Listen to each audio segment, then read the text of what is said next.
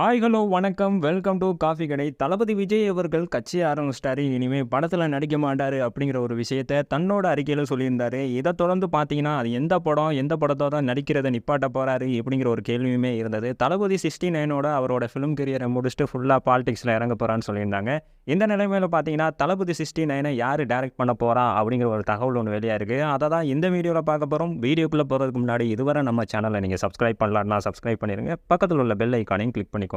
கண்டிப்பாக தளபதி 69 வரை தளபதி விஜய் அவர்கள் நடிப்பார். அதுக்கப்புறம் தான் அரசியலுக்கு போவாருங்கிற ஒரு விஷயம் கிளியராக தெரியுது. இந்த நிலைமையில் பார்த்தீங்கன்னா எல்லாருமே எதிர்பார்த்துக்கிட்டு இருந்த ஒரு விஷயம் சோஷியல் மீடியாலையும் பயங்கரமாக ஸ்ப்ரெட் ஆனது வந்து ஃபஸ்ட்டு கார்த்திக் சுப்புராஜ் தான் இந்த படத்தை டைரக்ட் பண்ண போகிறாரு அப்படிங்கிற மாதிரி ஒரு ரூமர் பழகிட்டு இருந்தது. அதுக்கப்புறம் பார்த்தீங்கன்னா தளபதி விஜய் அவர்களோட ஆஸ்தான டைரக்டரான அட்லி தான் அந்த படத்தை டைரக்ட் பண்ண போகிறாரு அப்படிங்கிற ஒரு விஷயமும் பரவிக்கிட்டு இருந்தது.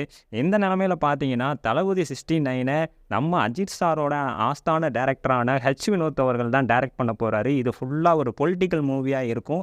அதோட தன்னோட ஃபிலிம் கரியரை முடிச்சுட்டு ஃபுல்லாக பொலிட்டிக்கலில் இறங்க போகிறாரு விஜய் அப்படிங்கிற ஒரு விஷயந்தான் இப்போ கோடம்பாக்கத்தை சுற்றி பேசிக்கிட்டு இருக்காங்க. இதை தொடர்ந்து பார்த்தீங்கன்னா வினோத் அவர்கள் வந்து கமலஹாசன் கூட ஒரு படம் பண்ணிக்கிறதா இருந்தது. அந்த படம் கொஞ்ச நாளைக்கு டிலே ஆகிறதுனால அந்த டைமில் தளபதி விஜய் கூட ஒரு படம் பண்ண போகிறாருங்கிற ஒரு விஷயம் கன்ஃபார்ம் ஆகிருக்கு. இந்த படத்தை வந்து சன் பிக்சர்ஸ் வந்து ப்ரொடியூஸ் பண்ண போகிறாங்க அப்படிங்கிற ஒரு தகவலும் வெளியாக இருக்குது. ஸோ இது குறித்து நீங்கள் என்ன நினைக்கிறீங்க? அதை பற்றின கமெண்ட் செக்ஷனில் சொல்லுங்கள். இந்த வீடியோ பிடிச்சிருந்தா லைக் பண்ணுங்கள், ஷேர் பண்ணுங்கள். மறக்காமல் நம்ம காஃபி கடை சேனலை சப்ஸ்கிரைப் பண்ணுங்கள்.